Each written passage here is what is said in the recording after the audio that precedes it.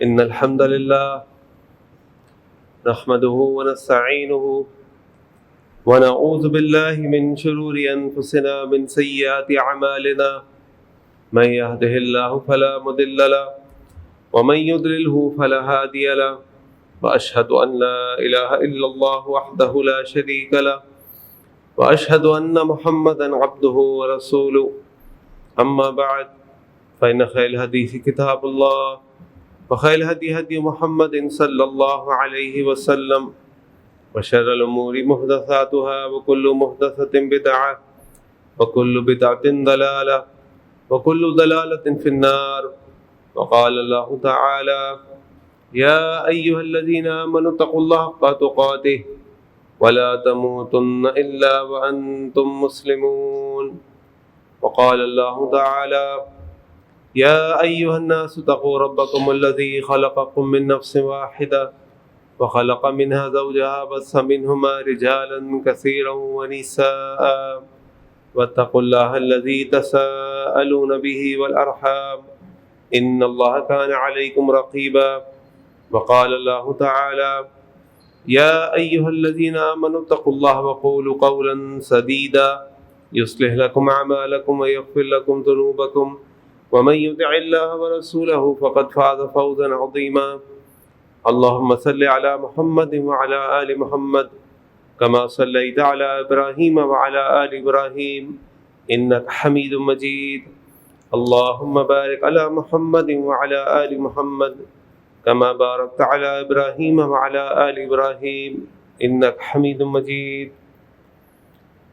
قال النبي صلى الله عليه وسلم: تركت فيكم أمرين لن تضلوا ما تمسكتم بهما كتاب الله وسنتي رب اشرح لي صدري ويسر لي أمري واحلل عقدة من لساني يفقهوا قولي. سبحانك لا علم لنا إلا ما علمتنا إنك أنت العليم الحكيم. اللهم أرنا الحق حقا وارزقنا اتباعه وأرنا الباطل باطلا وارزقنا اجتنابه آمين يا رب العالمین. تاریخ اسلام کی کئی کتب میں حضرت عمر بن خطاب رضی اللہ عنہ کے دور کا ایک واقعہ ہمیں ملتا ہے. ویسے تو ہم جانتے ہیں کہ حضرت عمر بن خطاب رضی اللہ عنہ کا جو دور خلافت تھا وہ انتہائی عظیم الشان تھا. آپ کا تقوی، آپ کا عوام کی خیر خواہی، آپ کا لوگوں کی خدمت، راتوں کے اندھیرے میں اٹھ کر گشت کرنا، لوگوں کے بارے میں معلومات کرنا، یہ آپ کی خلافت کا ایک عام معمول تھا. اسی طرح آپ ایک رات اپنے گھر سے رات کے گشت پہ نکلے کہ مدینے والوں کی خبر گیری کریں، دیکھیں کہ وہاں کیا حالات ہیں. ایک گھر کے پاس سے گزرے تو ان کو ایک ماں اور بیٹی کی آپس میں بات چیت کرنے کی آوازیں ملی. انہوں نے کان لگائے تو یہ سنا انہوں نے کہ ماں اپنی بیٹی سے کہہ رہی کہ بیٹی دودھ میں کچھ پانی ملاؤ تاکہ دودھ بڑھ جائے، ہم یہ دودھ بیچیں گے تو ہماری کچھ آمدنی بڑھ جائے گی، کچھ معاملات بہتر ہو جائیں گے. بیٹی اس کو جواب دیتی ہے کہ نہیں اماں جی، امیر المومنین نے منع کیا ہے، امیر المومنین نے سختی سے اس بات کو منع کیا ہے کہ دودھ میں کسی قسم کی ملاوٹ نہیں ہوگی. ماں بیٹی سے کہتی ہے کہ بیٹا کون سا امیر المومنین یہاں دیکھ رہا ہے، ہمارے حالات ایسے ہیں، کرو، کس کو پتہ چلے گا. اور بیٹی ماں کو جواب دیتی ہے کہ نہیں اماں جی، اللہ تو ہمیں دیکھ رہا ہے. حضرت عمر خطاب رضی اللہ عنہ یہ بات سن رہے تھے. انہوں نے اس گھر پہ نشان لگایا، اپنے گھر واپس گئے، اپنے بیٹوں کو جمع کیا اور اپنے بیٹوں سے کہا کہ ایک بہت ہی متقی لڑکی ہے، میں چاہتا ہوں کہ تم میں سے کوئی اس سے نکاح کر لے. ان کے اور بیٹے نے تو منع کیا، لیکن عاصم جو ان کے ایک بیٹے تھے عاصم، انہوں نے اقرار کیا اور عمر بن خطاب رضی اللہ عنہ نے اپنے بیٹے عاصم کی شادی اس لڑکی سے کر دی. عاصم اور اس لڑکی کے نکاح کے نتیجے میں ان کی ایک بیٹی پیدا ہوئی، جس کی شادی بعد میں جا کر عبدالعزیز نام کے ایک شخص سے ہوئی، اور پھر ان دونوں کے نکاح کے نتیجے میں ان کا ایک بیٹا ہوا جس کا نام تھا حضرت عمر بن عبدالعزیز رحمہ اللہ۔ یہ واقعہ بتانے کا مقصد یہ ہے کہ کچھ عرصے سے میں آپ کے سامنے شادی اور نکاح کے بارے میں کچھ گزارشات رکھ رہا ہوں، تو آج ہم یہاں تک پہنچے ہیں کہ جب لڑکے لڑکی کا انتخاب کیا جائے تو کن چیزوں کو مد نظر رکھنا ضروری ہے۔ دیکھیے حضرت عمر بن خطاب رضی اللہ عنہ نے جب اس لڑکی کا انتخاب کیا تو اس کا تقوی دیکھ کر انتخاب کیا، اور جب شادی کی بنیاد تقوی پر ہو، شادی کی بنیاد اللہ کے خوف پر ہو، شادی کی بنیاد دین پر ہو، پھر اللہ تعالیٰ ان کی نسلوں میں عمر بن عبدالعزیز رحمہ اللہ جیسے لوگ پیدا کرتے ہیں۔ ہمارا دین صرف ہمیں یہ نہیں کہتا کہ نکاح کرو، بلکہ ہمارا دین ہمیں ہر قسم کی گائیڈ لائنز بھی دیتا ہے۔ وہ مشہور واقعہ آپ نے سنا ہے کہ جب سورۃ القصص کا واقعہ، کہ جب موسیٰ علیہ السلام، میں پہلے بھی آپ کے سامنے رکھ چکا ہوں، کہ مدین گئے، وہاں پہ ایک درخت کے نیچے بیٹھے، وہاں پہ دو لڑکیوں کو دیکھا، وہ اپنے جانوروں کو پانی پلانے کے لیے کنویں کے پاس موجود تھیں، بھیڑ کی وجہ سے پانی نہیں پلا رہی تھیں، اپنی شرم و حیا کی وجہ سے۔ موسیٰ علیہ السلام آگے بڑھ کے موسیٰ علیہ السلام نے ان دونوں لڑکیوں کے جانوروں کو پانی پلایا اور واپس آ کے اپنے اس درخت کے نیچے بیٹھ گئے۔ وہ دونوں لڑکیاں اپنے گھر چلی گئیں۔ ان کے والد ابونا شیخ کبیر، انہوں نے موسیٰ علیہ السلام کہا تھا کہ ہمارے والد ایک انتہائی بوڑھے شخص ہیں۔ اپنے والد کو جا کر ان میں سے ایک نے کہا، ابا جی، قالت احداہما، جو اللہ تعالیٰ نے قرآن کریم میں نقل فرمایا، یا ابتی استاجرہ، ابا جی اس شخص کو اجرت پہ رکھ لیں، ان خیر من استاجرت القوی الامین، کیونکہ بہترین شخص جس کو آپ اجرت پر رکھتے ہیں وہ قوی اور امین ہوتا ہے۔ اب شعیب نے ان کو اپنے پاس بلا کر ان کے ساتھ یہ معاہدہ کیا کہ اگر 8 سال یا 10 سال میرے پاس رکو گے تو اپنی ایک بچی کا نکاح میں تمہارے ساتھ کر دوں گا۔ جس سے علماء نے کہا کہ جب کسی لڑکے کو دیکھنا ہو تو اس کو دیکھنے کے لیے 4 خصوصیات کو دیکھنا بڑا ضروری ہے، جن میں سے 2 یہ ہیں، القوی اور الامین۔ قوی کسے کہتے ہیں؟ قوی صرف جسم کا قوی نہیں ہوتا، اور قوی صرف ایمان کا قوی بھی نہیں ہوتا۔ ان دونوں لڑکیوں نے موسیٰ علیہ السلام کی قوت کہاں دیکھی تھی؟ تفاسیر میں آتا ہے کہ ان دونوں نے موسیٰ علیہ السلام کی قوت اس جگہ دیکھی تھی کہ جب وہ کنویں کے پاس سے، اور وہاں کوئی پتھر تھا، وہ پتھر جو 10 آدمی مل کر ہلاتے تھے، موسیٰ علیہ السلام نے خود ہلا دیا۔ اور پھر موسیٰ علیہ السلام نے جس طریقے سے ان کے ساتھ معاملہ کیا، تو جو قوت ہے ہمارے دین میں وہ صرف یہ نہیں ہے کہ آپ ایمان میں قوی ہوں یا جسم میں قوی ہو، بلکہ پوری جو شخصیت ہے آپ کی قوت پر مبنی ہو۔ ہاں، ایمان ان میں سب سے بھاری ہے۔ اگر آپ کے پاس انتخاب کے لیے یہی موجود ہے، باقی چیزوں میں کمزور ہے لیکن ایمان میں قوی ہے، تو پھر یہ سب سے اچھا ہے۔ ورنہ انسان ہر چیز میں دیکھے، یعنی کہنے کا مقصد یہ کہ ہم اس بات کو سمجھیں کہ دین جو اللہ کے نبی صلی اللہ علیہ وسلم کی حدیث آپ نے فرمایا کہ وہ مومن، المومن القوی احب الی اللہ من المؤمن الضعیف، جو قوی مومن ہے وہ اللہ کے ہاں زیادہ محبوب ہے ضعیف مومن سے، کمزور مومن سے۔ اور ابن تیمیہ رحمہ اللہ کے بارے میں آتے فرماتے تھے، قوی سے مراد صرف ایمان کی قوت نہیں ہے، دماغ کی قوت ہے، جسم کی قوت ہے، ہر قسم کی قوت اس سے مراد ہے۔ تو ایک چیز جب اپنی بچی کے لیے کوئی رشتہ ہے تو دیکھیں یہ شخص سمجھدار ہے، عقل مند ہے، جو کام کرتا ہے سمجھداری سے کرتا ہے، اتنا مضبوط ہے کہ مشکلات کو سہ سکتا ہے، صبر کا پیمانہ اس کے اندر ہے۔ اور دوسری چیز الامین، وہ امانت دار ہو۔ امانت کا بھی مفہوم صرف یہ نہیں ہے کہ جو مال کی امانت ہم رکھتے ہیں، امانت کا مفہوم یہ ہے کہ ہر قسم کی امانت۔ ان دونوں لڑکیوں نے، دونوں بہنوں نے موسیٰ علیہ السلام کی جو امانت دیکھی تھی وہ کیا تھی کہ جب موسیٰ علیہ السلام اس درخت کے نیچے بیٹھے ان کو دیکھ رہے تھے اور اٹھ کر آئے تو آ کے صرف اتنا سوال کیا، ما خطبکما، تم دونوں کا کیا مسئلہ ہے؟ ان دونوں لڑکیوں نے جواب دیا کہ ہمارا یہ مسئلہ ہے، پانی پلانا چاہتی ہیں، ہمارے والد ضعیف ہیں، گھر پر ہیں، آ نہیں سکتے، ہمیں مجبوراً نکلنا پڑا۔ انہوں نے ان کے جانوروں کو پانی پلایا، خاموشی سے واپس آئے، جانور تھمائے اور جا کے چپ چاپ بیٹھ گئے، کوئی دوسری بات نہیں کی، کوئی فالتو بات نہیں کی۔ یہ لڑکیوں نے، ان دونوں بہنوں نے موسیٰ علیہ السلام کی امانت دیکھی تھی، نظروں کی امانت، نگاہوں کی امانت، بات چیت کی امانت، گفتار کی امانت، یہ امانت ہے۔ اور یاد رکھیں مجھے نہیں پتا یہاں پر خواتین ہیں کہ نہیں ہے، یہ پیغام کہاں تک جائے گا کہ جو شخص آپ سے شادی کرنا چاہتا ہے، یہ میں اپنی بہنوں اور بیٹیوں سے کہہ رہا ہوں، جو شخص آپ سے شادی کرنا چاہتا ہے اور اگر وہ امین ہو تو وہ آپ کے گھر کا مرکزی دروازہ کھٹکھٹائے گا، آپ کے گھر کے پیچھے سے آپ کو اپروچ نہیں کرے گا، اگر وہ امین ہے اور وہ اللہ سے ڈرنے والا ہے۔ وہ آپ کے گھر کا سامنے والا دروازہ کھٹکھٹائے گا، آپ کے گھر پہ آپ کے ولی سے، آپ کے بڑوں سے اجازت لے گا، اس کے بعد آپ تک پہنچے گا، اور جو پچھلے راستوں سے آپ کے پاس آنے کی کوشش کرے گا وہ امین نہیں ہے۔ اچھا، اس کا مطلب یہ نہیں ہے، جیسے میں آپ کے سامنے پہلے بھی اسلام میں محبت کے بارے میں بات کر چکا ہوں، کہ ہم یہ جو دل ہے ہمارے، یہ اللہ کے ہاتھوں میں ہے، یہ ہمارے ہاتھوں میں نہیں ہے، اور اگر کسی کو کوئی پسند آ جاتا ہے، محبت ہو جاتی ہے، تو یہ پھر انسان کا اختیار نکل جاتا ہے۔ اب اگر آپ کی بچی اگر آپ کو آ کر کہتی ہے کہ مجھے فلاں شخص سے شادی کرنی ہے، یا فلاں شخص آپ سے آ کے کہتا ہے کہ مجھے آپ کی بچی سے شادی کرنی ہے، تو اللہ کے واسطے اگر وہ شخص اچھا ہے تو خدا کے واسطے اس کی شادی کر دیں، جو ہونا تھا وہ ہو گیا۔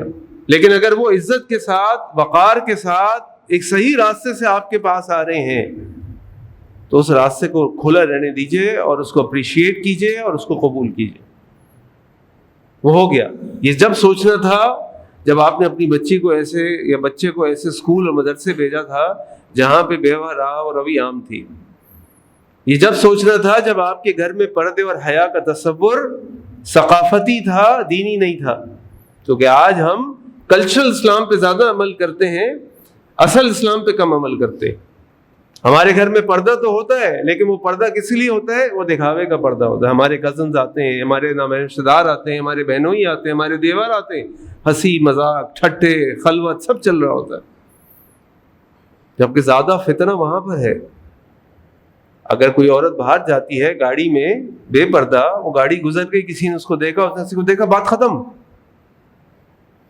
لیکن جو شخص گھر کے اندر موجود ہے، اس کا دیور ہے، اس کا بہنوئی ہے، اس کا کزن ہے، وہ تو روز کا ملنا ہے نا، بار بار کا ملنا ہے، یہ زیادہ بڑا فتنہ ہے۔ اور اسی لیے اللہ کے نبی صلی اللہ علیہ وسلم کی حدیث آپ نے فرمایا، شوہر کے جو رشتہ دار ہیں وہ تو فتنہ ہے، بہت بڑا فتنہ ہے۔ تو بہرحال کلچرل اسلام اور اصل اسلام کے بارے میں کہیں اور بات کریں گے، لیکن کہنے کا مقصد یہ ہے کہ جو امین ہوگا وہ ہمیشہ اس راستے سے آئے گا جو راستہ شریعت نے اس کو دیا ہوگا، جو راستہ آپ کے معاشرے میں رائج ہوگا، ایک شرافت کا راستہ۔ اس کے بعد اللہ کے نبی صلی اللہ علیہ وسلم کی حدیث آپ نے فرمایا، اذا خطب علیکم من ترضون دینہ وخلقہ، اگر تمہارے پاس کوئی شخص رشتہ بھیجے تمہاری بچی کے لیے، من ترضونہ دینہ، ترضون من دینہ وخلقہ، جس کے دین اور خلق سے تم راضی ہو، فزوجوہ، تو اس کا نکاح کر دو اس سے۔ وَإِلَّا تَفْعَلُوا، اور اگر تم ایسا نہیں کرتے، تَكُنْ فِي الْأَرْضِ فَسَادٌ عَرِيضٌ، تَكُنْ فِتْنَةٌ فِي الْأَرْضِ وَفَسَادٌ عَرِيضٌ، تو زمین میں فتنہ ہو جائے گا اور یہ فساد پھیل جائے گا۔ اللہ کے نبی صلی اللہ علیہ وسلم بھی دو نشانیاں بتا رہے ہیں، خصوصیات، اس کا دین اور اس کا اخلاق۔ آج ہمارے رشتے آتے ہیں تو دین سب سے پیچھے ہوتا ہے، اس کا مال، اس کا خاندان، اس کا گھر، اس کا نام، یہ سب سے آگے ہوتا ہے۔ سب ختم ہو سکتا ہے، سب بدل سکتا ہے، ویسے تو دین بھی بدل سکتا ہے، کمزور پڑ سکتا ہے، لیکن دین ایک ایسی چیز ہے جو پھر بھی سب سے، ان تمام چیزوں میں سب سے مضبوط ہے۔ اللہ کے نبی فرما رہے ہیں کہ تم اس کے دین سے تم راضی ہو۔ اچھا، دین سے راضی کیسے ہوں گے؟ بھائی آپ کے یہاں جس کا رشتہ ہے اس سے پوچھے، بھائی نماز پڑھتے ہو، 5 وقت کی پڑھتے ہو، کہاں پڑھتے ہو، تمہارا عقیدہ کیا ہے، بیٹا کن علماء میں اٹھتے بیٹھتے ہو، قرآن پڑھا، ترجمہ پڑھا، تراویح پڑھی، کوئی کورس کیا، کوئی شوق ہے، کسی جگہ اپنا ٹائم دیتے ہو، معلوم کریں اس سے۔ آپ اپنے دل کا ٹکڑا دے رہے ہیں اس کو، پہ ساری زندگی روتے ہیں۔ ایسے واقعات اللہ کی قسم میرے پاس آتے ہیں کہ آنسو نکل جاتے ہیں، کیا حال کیا ہوئے لوگوں نے اپنے گھروں کا۔ میں نے تو اب وہ سوالات لینے چھوڑ دیے، لوگوں سے بات کرنی چھوڑ دی، کہ میری رات کی نیندیں اڑ جاتی ہیں جب میں گھروں کے حالات سنتا ہوں اور معلوم پتہ چلتے ہیں مجھے کیا حشر ہے گھروں کے اندر۔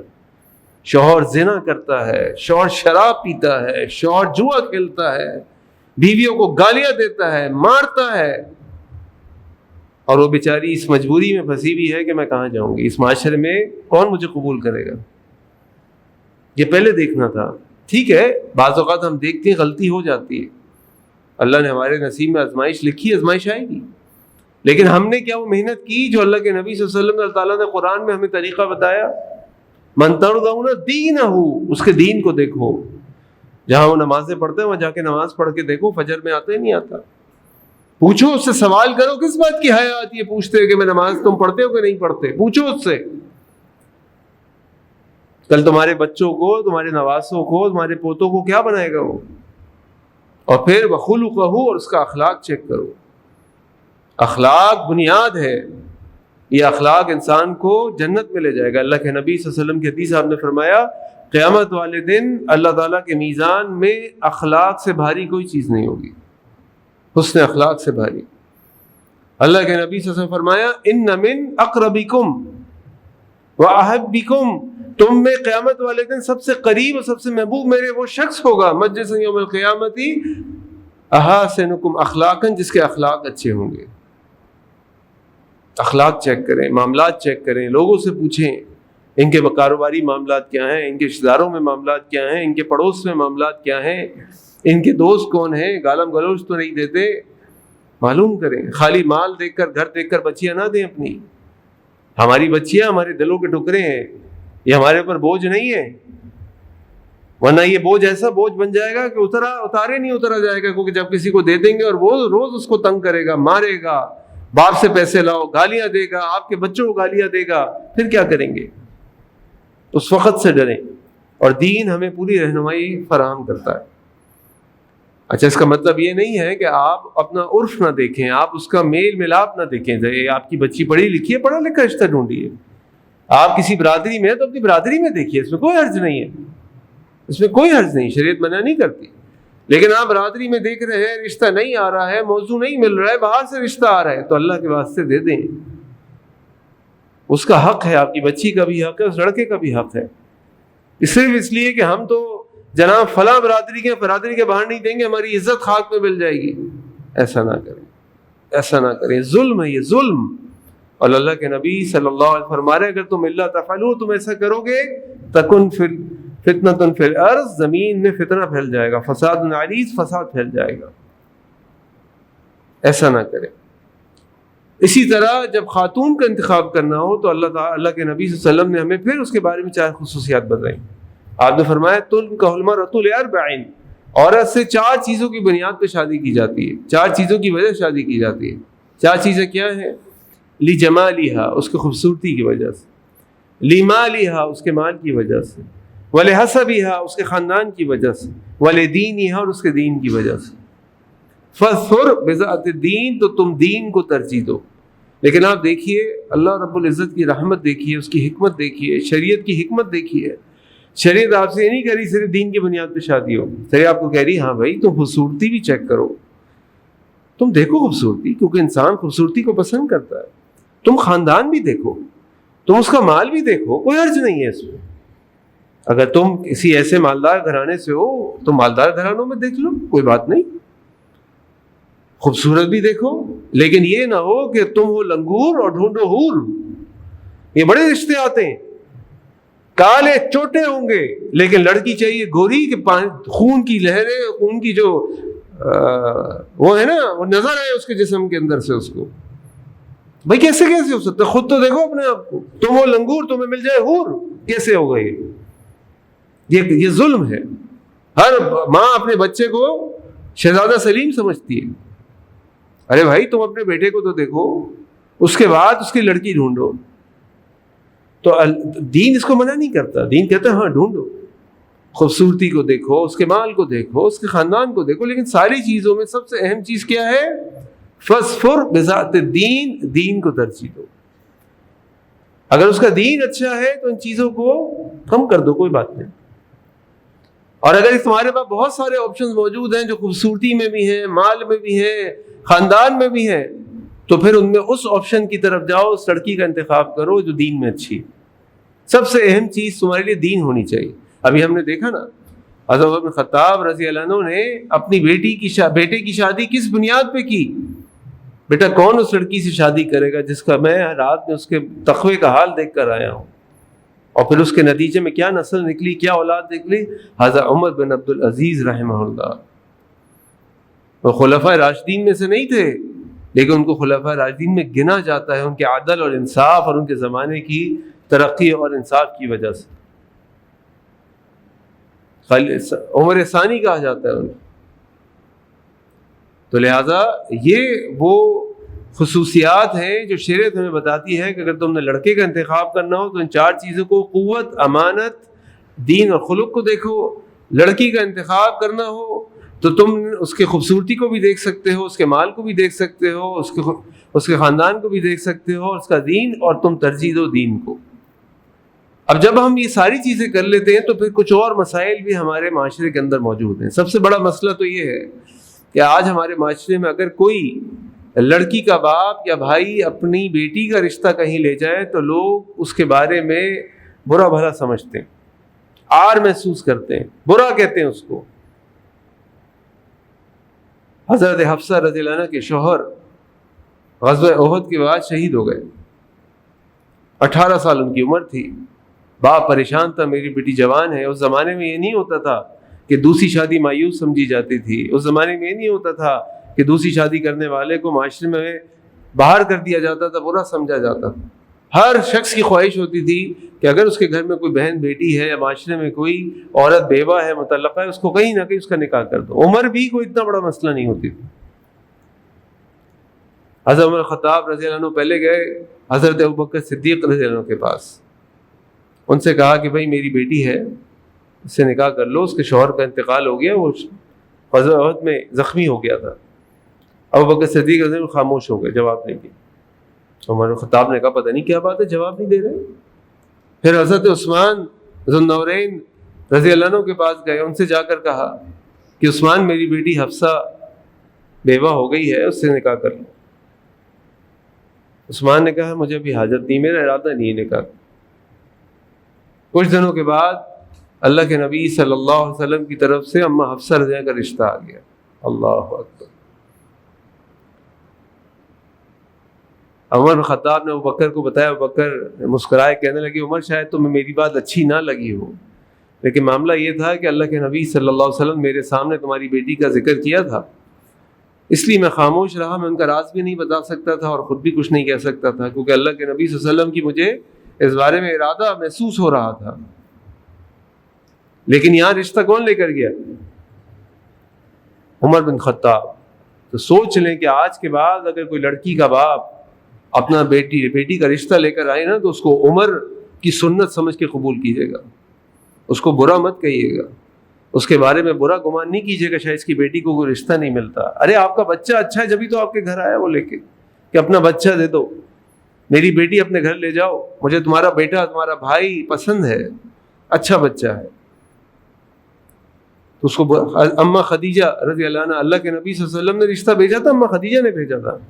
اماں خدیجہ کی طرف سے رشتہ آیا. یہ جو 2 بہنیں جن کی موسیٰ علیہ السلام نے مدد کی تھی، ان دونوں نے اپنے باپ کو اشارہ دیا تھا کہ اس کو بلا لیں اپنے گھر. یعنی علماء نے لکھا کہ انہوں نے اشارہ دیا تھا اپنے باپ کو کہ ہم اس سے شادی کرنے میں دلچسپی رکھتے ہیں. تو اگر آج کوئی باپ اپنی بیٹی کا رشتہ کسی گھر میں لے کر جائے تو وہ عمر بن خطاب رضی اللہ عنہ کی سنت پہ عمل کر رہا ہے. وہ اماں خدیجہ کی طرح اپنا رشتہ لے کر جا رہا ہے. وہ ان دونوں لڑکیوں کی طرف سے آ رہا ہے جس کے بارے میں اللہ تعالیٰ نے قرآن میں آیت نازل فرمائی. تو اس کو کبھی کم مت لیجیے گا، اس کو کبھی حقیر نہ سمجھیے گا. نمبر 1. نمبر 2، جب رشتہ آتا ہے اس وقت لڑکے کا حق ہے کہ وہ اس لڑکی کو دیکھ سکتا ہے. اچھا ہماری الٹا نظام، جیسے میں نے آپ سے کہا نا کہ ہماری ایک کلچرل اسلام ہے، اصل اسلام نہیں ہے. اصل اسلام یہ ہے کہ جب لڑکا رشتہ بھیجے اور وہ خواہش ظاہر کرے کہ میں نے لڑکی کو دیکھنا ہے. اچھا یہ دیکھنے کا معنی، یہ مرحلہ جب آئے گا جب سارے مرحلے طے ہو جائیں گے، لڑکے کے بہن ماں سب نے دیکھ لیا ہوگا، ساری شرائط پوری ہو گئی ہوں گی، ڈسکس ہو گئی ہوں گی، قبول ہو گئی ہوں گی، ساری چیزیں اوکے ہو گئی ہوں گی. اب صرف ایک چیز رہ گئی ہے کہ لڑکے نے دیکھنا ہے، باقی تمام معاملات طے آ گئے، سب کچھ ہو گیا. اب لڑکا دیکھ سکتا ہے. یہ نہیں کہ سب سے پہلے لڑکا دیکھے گا اس کے بعد سارے معاملات طے ہوں گے. نہیں, الٹا نظام نہیں چلے گا. تو جہاں ہماری غلطی ہوتی ہے وہ کیا, وہ یہ کہ جس لڑکے کا حق ہے وہ لڑکی کو دیکھ سکتا ہے. اللہ کے نبی صلی اللہ علیہ وسلم کے سامنے ایک صحابی آئے, انہوں نے بتایا کہ میرا نکاح ہو گیا. آپ نے فرمایا تم نے لڑکی اس کو دیکھا تھا؟ نہیں. انہوں نے کہا دیکھتے اس کو, تم دیکھتے اس کو, تمہارا دل خوش ہوتا اس کو دیکھنے سے, وہ خوبصورت ہوتی, تمہارے دل میں اس کے لیے اور محبت بڑھ جاتی, تو وہ دیکھ سکتا ہے. لیکن الٹا معاملہ کیا ہے کہ جہاں شریعت اس کو اجازت دے رہی ہے کہ منگنی سے پہلے, نسبت طے ہونے سے پہلے یا نکاح سے پہلے اس لڑکی کو ایک دفعہ دیکھ سکتا ہے, ادھر تو دیکھنے نہیں دیتے. نہیں جی, ان کی بچی کو نہیں دکھائیں گے. اور جب منگنی ہو جاتی ہے پھر وہ بچی اس لڑکے کے ساتھ شاپنگ کرنے جائے, وہ اس بچی اس لڑکے کے ساتھ کھانا کھانے جائے, پھر وہ لڑکی اس کے ساتھ فون پہ بات کرے, وہ ہمارے یہاں جائز ہے, جبکہ وہ ناجائز ہے. کیوں؟ نکاح سے پہلے وہ منگنی ہے, نسبت آپ کا کوئی بھی نام لے لے, وہ 10 سال یا 20 سال بھی قائم رہے, وہ لڑکا اور لڑکی ایک دوسرے کے لیے اسی طرح نامحرم ہے جو کوئی اور لڑکا اور لڑکی ایک دوسرے کے لیے نامحرم ہوتے ہیں. وہی تمام شرعی احکامات ان کے اوپر عائد ہوتے ہیں جو شرعی احکامات کسی بھی نامحرم مرد اور عورت کے درمیان عائد ہوتے ہیں, کیونکہ ابھی ان کا نکاح نہیں ہوا, ابھی وہ دونوں ایک دوسرے کے لیے نامحرم ہیں. اس وقت ہمیں لڑکی دکھانا ناجائز لگتا ہے جس کو شریعت نے جائز قرار دیا ہے. اور جب شریعت نے کہا کہ نہیں اب یہ نامحرم ہے, نسبت طے ہو گئی, بات ہو گئی, ٹھیک ہے, جب نکاح ہوگا تو ایک دوسرے کو دیکھ سکتے ہیں, ابھی کوئی فالتو بات نہیں ہوگی, کوئی فالتو خلوت نہیں ہوگی, کوئی معاملہ نہیں ہوگا, وہاں ہم اپنی ثقافت کے ہاتھوں مجبور ہو کر, اپنی خاندانی روایات کے ہاتھوں مجبور ہو کر, اپنے معاشرے کے ہاتھوں مجبور ہو کر اس لڑکا اور لڑکی کو آپس میں خلوت کا موقع بھی دے دیتے ہیں, بات چیت کا موقع بھی دے دیتے ہیں, اور دیکھنے کا موقع بھی دے دیتے ہیں. اس کو سمجھنے کی ضرورت ہے. تو ہم نے بات کر لی کہ رشتہ لے جانا عام طور پہ تو مردوں کی طرف سے جاتا ہے, لیکن اگر عورت کی طرف سے جائے تو اس میں کوئی مذائقہ نہیں ہے. نمبر 1. نمبر 2, منگنی سے پہلے لڑکے کا حق ہے, اگر وہ چاہے تو لڑکی کو دیکھ سکتا ہے, اس کا حق ہے. لیکن منگنی کے بعد اس کے پاس کوئی حق نہیں ہے کہ وہ اس اپنی منگیتر سے کوئی بھی کسی قسم کی غیر ضروری بات کرے یا اس کے ساتھ خلوت اختیار کرے. پھر ہمارے ایک معاملہ اور یہ ہوتا ہے کہ جب کسی کا رشتہ آتا ہے تو کہا جاتا ہے جی استخارہ کرتے ہیں. بہت اچھی بات ہے, استخارہ کیجئے, استخارہ کی بڑی اہمیت ہے, لیکن استخارے کا صحیح طریقہ کیا ہے؟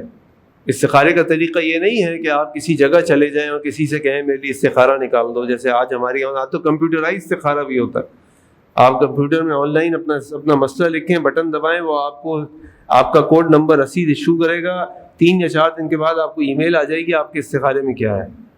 اس حد تک ہم ڈیجیٹلائز ہو گئے استخارے کے معاملے میں, جبکہ یہ استخارے کا غیر شرعی طریقہ ہے. استخارے کا شرعی طریقہ کیا ہے؟ استخارے کا شرعی طریقہ یہ ہے کہ اللہ کے نبی صلی اللہ علیہ وسلم کے صحابہ فرماتے ہیں, النبی صلی اللہ علیہ وسلم یعلمنا الاستخارہ کما یعلمون فی سورۃ القرآن. اللہ کے نبی صلی اللہ علیہ وسلم ہمیں استخارہ ایسے سکھاتے تھے جیسے قرآن کی کوئی سورت سکھاتے تھے. اور پھر اس روایت میں استخارے کا طریقہ آیا, فَإِذَا هَمَّ أَحَدُكُمْ, اور جب تم میں سے کوئی شخص کسی کام کا ارادہ کر لے, اس الفاظ پہ غور کیجئے گا, ہم احدکم, تم میں سے کوئی شخص کسی کام کا ارادہ کر لے, فَلْيَرْكَعْ رَكَعَتَيْنِ مِنْ غَيْرِ الْفَرِيضَةِ, تو اس کو چاہیے کہ وہ 2 رکعات فرض نماز کے علاوہ پڑھے, اور اس کے بعد وَيَقُولُ, اور اس کے بعد یہ دعا پڑھے, اللہم انی استخیرک بعلمک, الی آخری جو صلاۃ الاستخارہ کی دعا ہے.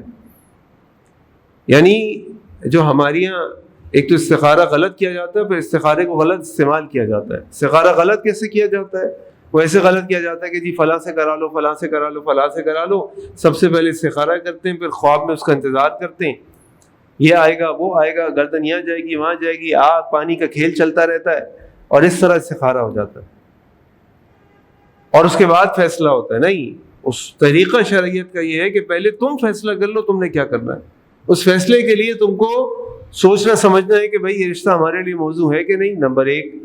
نمبر 2, تم نے لوگوں سے مشورہ کر لیا, یہ لوگ کیسے ہیں, ان کا گھر کیسا ہے, ان کے معاملات کیسے ہیں, یہ کیسا ہے, وہ جو مشورے آپ نے کرنے کر لیں. جب آپ کا دل ارادہ ہو گیا کہ آپ نے ہاں کرنی ہے یا نہ کرنی ہے، کوئی بھی ارادہ ہو. فَإِذَا هَمَّ أَحَدُكُمْ، جب تم میں سے کوئی شخص ارادہ کر لے، اس کے بعد 2 رکعت پڑھے جو فرض نماز کے علاوہ ہو. اس 2 رکعت پڑھنے کے بعد سلام پھیرے اور پھر اللہ کے آگے ہاتھ اٹھا کے دعا پڑھے. اللہم انی استخیرک کا جو دعا ہے پوری، بڑی عظیم دعا ہے. اور اس دعا کو پڑھنے کے بعد جو فیصلہ کرنا ہے یعنی کر چکے، اب آپ ادھر فون کریں بولے جی ہمیں قبول ہے یا ہمیں قبول نہیں ہے، مجھے کام کرنا ہے مجھے کام نہیں کرنا، وہ کام کر جائیں. ابھی سوچنا نہیں ہے، سوچنے کا وقت گزر گیا. سوچنے کے بعد استخارہ کرنا ہے، سوچنے سے پہلے نہیں، سوچنے کے بعد استخارہ کرنا.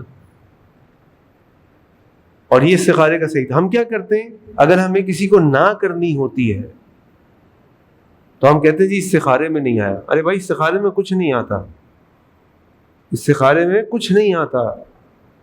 جس کو ڈراؤنے خواب آئیں یا آگ نظر آئے تو رات کو اس کا مطلب ہے اس کے پیٹ میں گڑبڑ تھی، گیس بہت تھی، اس کو خوفناک خواب آ رہے ہیں. استخارے کا خواب سے کوئی تعلق نہیں ہے. کوئی شریعت کی کتاب آپ اٹھا لیں، استخارے کا نہ نیند سے تعلق ہے نہ خواب سے تعلق ہے. استخارے کا تعلق 2 رکعت نفل اور اس دعا سے ہے، اور اس کے بعد وہ کام کر دیں. کہنے کا مقصد یہ ہے کہ استخارہ کرے بھی صحیح طریقے سے اور استخارے کو غلط استعمال نہ کریں. استخارے کا مطلب ہے اللہ تعالیٰ سے مشورہ کرنا. اور اب آپ لوگوں سے یہ کہیں جی استخارے میں نہیں آتا، جبکہ آپ کو پہلے ہی پتا تھا آپ نے نہ کرنی ہے. یہ جھوٹ ہے، یہ گناہ ہے.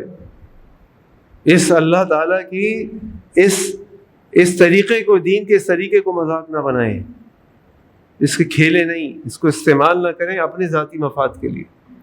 آپ بتا دیں جی ہم نہیں کر رہے، ہمیں نہیں سمجھ آیا، ہمیں موضوع نہیں لگ رہا، ہمارے بڑوں نے منع کر دیا، مشورہ کیا رشتہ داروں نے منع کر دیا، ہمیں نہیں سمجھ آیا، یہ مشورہ ہوا خاندان میں، ابھی ہمارا ارادہ نہیں، ختم بات. وہ پوچھے کیوں کہ ہماری مرضی نہیں.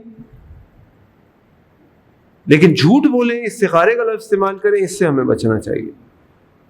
تو اللہ تعالیٰ سے دعا ہے کہ اللہ تعالیٰ ہمیں اپنے بچوں کی نکاح کے لیے ان کی شادی کا صحیح انتخاب کرنے کی توفیق عطا فرمائے، قرآن و سنت کی روشنی میں اپنے فیصلے کرنے کی توفیق عطا فرمائے. آخر دعوانا ان الحمد للہ رب العالمین.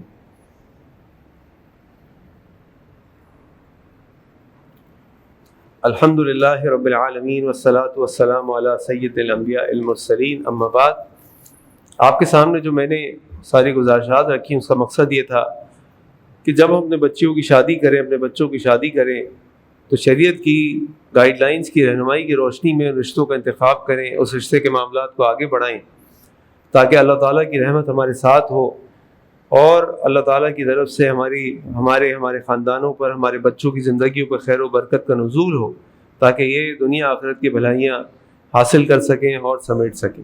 یہ چیزیں بڑی ضروری ہیں، ان کی آگاہی اگر ہمیں نہ ہو تو بہت مشکل ہو جاتی ہے. انشاءاللہ اگلے خطبہ جمعہ میں جو اگلا میں انشاءاللہ جمعہ پڑھاؤں گا اگلے ہفتے، تو اللہ تعالیٰ کی رحمت سے ارادہ یہ ہے کہ پھر شادی کے اور جو معاملات ہیں کہ شوہر بیوی کی ذمہ داریاں کیا ہیں، کس طرح ایک دوسرے سے خوش رہ سکتے ہیں، ہمارے گھریلو مسائل کی کیا وجوہات ہیں، اس میں انشاءاللہ وقتاً فوقتاً تدریجاً روشنی ڈالوں گا انشاءاللہ. اللہ سے دعا ہے کہ اللہ تعالیٰ ہم سب کے گھروں کے اندر خوشیاں عطا فرما دے، اللہ تعالیٰ ہم سب کے گھروں کے اندر محبت عطا فرما دے. اللہ سے دعا کریں کہ اللہ دنیا میں جہاں جہاں مسلمان ہیں اللہ تعالیٰ ان کی نصرت فرما دے، ان کو مشکلات سے نکال دے. اللہ ہمارے ملک پاکستان پر اپنا رحم فرما دے. یا اللہ ہمارے حکمرانوں کو اپنے فیصلے قرآن و سنت کے مطابق کرنے کی توفیق عطا فرما دے. اے اللہ ان کے اندر اتحاد و اتفاق عطا فرما دے. اے اللہ ہمارا ملک کا سیاسی، معاشی، معاشرتی، اخلاقی ہر طریقے سے انتشار افتراق کا شکار ہے. اے اللہ ہمارے ملک پر رحم فرما دے. اللہ اس کو اسلام کا قلعہ بنا دے. اے اللہ جس مقصد کے لیے اس کو حاصل کیا اللہ اس کے مطابق اس میں زندگی گزارنے کی توفیق عطا فرما دے.